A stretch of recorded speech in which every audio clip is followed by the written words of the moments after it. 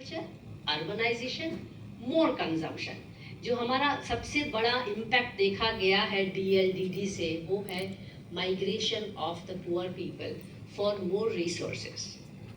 तो migration and urbanisation can not be now separated. तो ये हमको बात समझना पड़ेगा कि कहीं दूर में डिफॉरेस्टेशन हो रहा है, हालांकि अर्बन एरियाज में भी हो रहा है, पेड़ देखने को नहीं मिलते आज की तारीख में। मैं यहाँ 30 साल पहले भोपाल में MA में पढ़ती थी, और आज में ग्रीनरी अभी भी भोपाल में बहुत ज़्यादा है, पर उतना नहीं है जितना 30 साल पहले था। तो कहीं ना कहीं डेवलपमेंट जो एक शब्द है, हमको रीथिंक करना पड़ेगा, क्योंकि deforestation and development are two sides of the same coin. इधर काटेंगे तो इधर ज़्यादा होगा, पर क्या हम डेवलपमेंट की सीमा बांध सकते हैं? क्योंकि डिफॉरेस्टेशन तो हम पूरा कर सकते हैं, we can really make the planet naked. अगर 2050 तक ये बात हो रही है कि there will be more waste in the planet than natural resources, तो which means we are actually heading towards more deforestation. India में भी अगर आप डिफॉरेस्टेशन का ग्राफ्स देखेंगे और ट्री कवर का ग्राफ देखेंगे, तो उससे बहुत क्लैरिटी आते हैं कि डेटा मैनिपुलेशन बहुत हाई है। तो कहीं ना कहीं हम बोल तो रहे हैं कि हमारा ट्री कवर बढ़ गया है, बट एक्चुअल ग्लोबल मेजरमेंट्स में देखते हैं तो हमारा डिफॉरेस्टेशन बढ़ा नहीं है। There was an interesting study which tells कि सिंस इंडिपेंडेंस आज की तारीख तक फॉरेस्ट डिपार्टमेंट ने जितना फॉरेस्ट ग्रो नहीं किया है, उससे ज़्यादा एरिया उन्होंने नॉन फॉरेस्ट के लिए क्लियर किया है। तो कहीं हमको ये सोचना पड़ेगा कि डिपार्टमेंट ऑफ फॉरेस्ट कंजर्वेशन को डिपार्टमेंट ऑफ फॉरेस्ट किलर बना देना पड़ेगा। तो रीथिंकिंग बहुत ज़रूरी है डिफॉरेस्टेशन पे। मैं शॉर्ट में सारे कॉन्सेप्ट्स को आपके सामने रख रही हूँ। Land degradation, deforest leads to land degradation is very direct meaning of it, पर लैंड डिग्रेडेशन हम सब अपने लेवल पे कर रहे हैं। किसके किसके घर पे गार्डन है? चलिए फिर से थोड़ा हाथ उठाइए। मैं कोशिश करूंगी आप सब एक्सरसाइज करते रहें, योगा टीचर हूँ मैं। गार्डन है आपके घर, आप लोग सब लोग उस मल्च को रहने देते हैं क्या? क्योंकि 90% टाइम मैं गुजरात में देखती हूँ कि उनको ग्रीन चाहिए, पर पत्ती एक भी नीचे गिरा नहीं रहना चाहिए। तो रोज सुबह झाड़ू लगाते हैं ताकि नीचे जमीन साफ दिखे।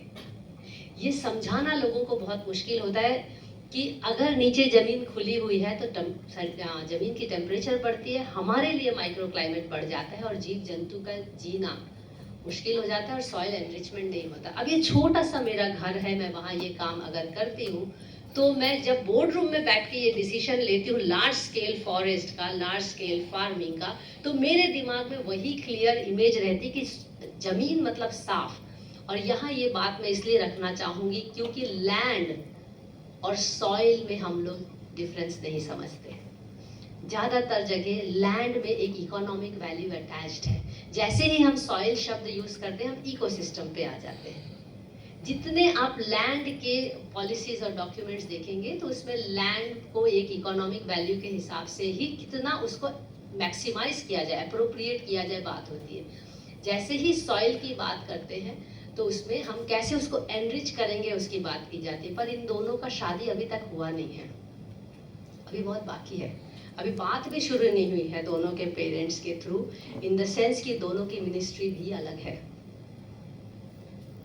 तो जैसे हम लैंड डिग्रेडेशन की बात कर रहे हैं, हम सॉइल डिग्रेडेशन की बात कर रहे हैं, और सॉइल डिग्रेडेशन में अर्बनाइजेशन एक मेजर फैक्टर है। बट अनफॉर्चुनेटली आज भी हम सॉइल डिग्रेडेशन में again as urbanites, educated elites, we go out of the city and we start looking at everything outside the city. Urban heat islands एक जो है वो मेजर जो इम्पैक्ट है वो लैंड डिग्रेडेशन का ही इम्पैक्ट है। तो लैंड डिग्रेडेशन को मैं इतना छोटा सा यहाँ पे रखती हूँ और अब आती हूँ ड्राउट पे। मैं ये सारे कॉन्सेप्ट्स और आप लोग को सोचने के लिए मजबूर करने के लिए ये सब बातें रख दे रही हूँ ताकि आप बात कर सकें, क्योंकि ये तो एंडलेस डिस्कशंस है। तो की नोट तो एंडलेस नहीं होने चाहिए। और मैं जस्ट यहाँ पे आके अपना टाइम भी पूछ लेती हूँ, क्योंकि मुझे हाफ एन आवर बोला गया था। या ओके, सो ड्राउट की बात करते हैं जब हम, तो ड्राउट मतलब क्या? सबके घर में पानी आता है? किसके घर में 1 घंटा दिन में पानी आता है? सिर्फ दिन में 1 घंटा? Okay, sorry to hear this, पर भोपाल शहर में भी ऐसा हो रहा है, तो गुड टू हियर दैट। क्योंकि एटलीस्ट अगर अभी 3 हाथ उठे हैं तो कल 300 उठेंगे और परसों 30,000। ये आएगा समय, क्योंकि ऑलरेडी भोपाल की डिपेंडेंसी एक्सटर्नल वाटर सोर्सेज पे है। तो ये तो हम सिटी की बात कर रहे हैं फिर से, पर ड्राउट मतलब क्या? Lack of water, lack of water, सूखा तो ठीक है बिल्कुल, पर lack of access to water. तो शहर में ड्राउट होता है और विलेज में ड्राउट होता है, are two different things, right? तो शहर में ड्राउट होता है क्या?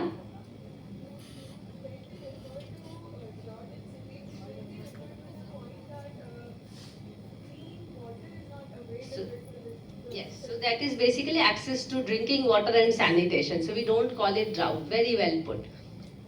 तो अगेन हम एजुकेटेड एलिट्स अर्बनाइट्स हम बाहर जाते हैं देखने एक फिनोमेना को जो कि ड्राउट है, जिसमें कि हम अगेन लैंड डिग्रेडेशन से हम रिलेट करते हैं कि सूखा जमीन है, नीचे ग्राउंड वाटर काफ़ी डिप्लीशन हो गया है और ज़मीनें बेसिकली फट गई हैं, जिसमें कि फर्टिलिटी, सॉइल फर्टिलिटी ख़त्म हो गई है और पानी अवेलेबल नहीं है उसमें खेती करने के लिए। तो इस तरह से हम ड्राउट को रिलेट करते हैं। आपको ये जान के बहुत आश्चर्य होगा कि हमारे यहाँ फ्लड जो है वो डिजास्टर में आता है और ड्राउट डिजास्टर में नहीं आता। अगेन दोनों की शादी होना बाकी है।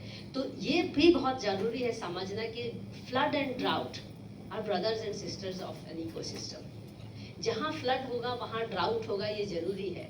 और ये दोनों चीज़ें ग्राउंड वाटर से रिलेटेड है, ये दोनों चीज़ें सरफेस वाटर से रिलेटेड है, ये भी हमको समझना जरूरी है। तो ड्राउट जो है, अब इंडिया में 30% एरिया तो ड्राउट डिक्लेयर्ड है, 29.7 और 29.3% डिक्लेयर्ड है ड्राउट। ये सारे बाय द वे एलिफेंट्स ही हैं जो यहाँ दिख नहीं रहे हैं, तो हम इन्हीं एलिफेंट्स की ही बातें कर रहे हैं, अभी तक उसी में ही लगे हुए हैं। फिर मैं रेजिलियंस पे आती हूँ अपने लास्ट 10 मिनट पे। तो ड्राउट जब हम बात करते हैं तो हम ग्राउंड वाटर और फार्मिंग को रिलेट करते हैं, और ये बात हम कई बार भूल जाते हैं कि हम किस तरह की फार्मिंग की बात कर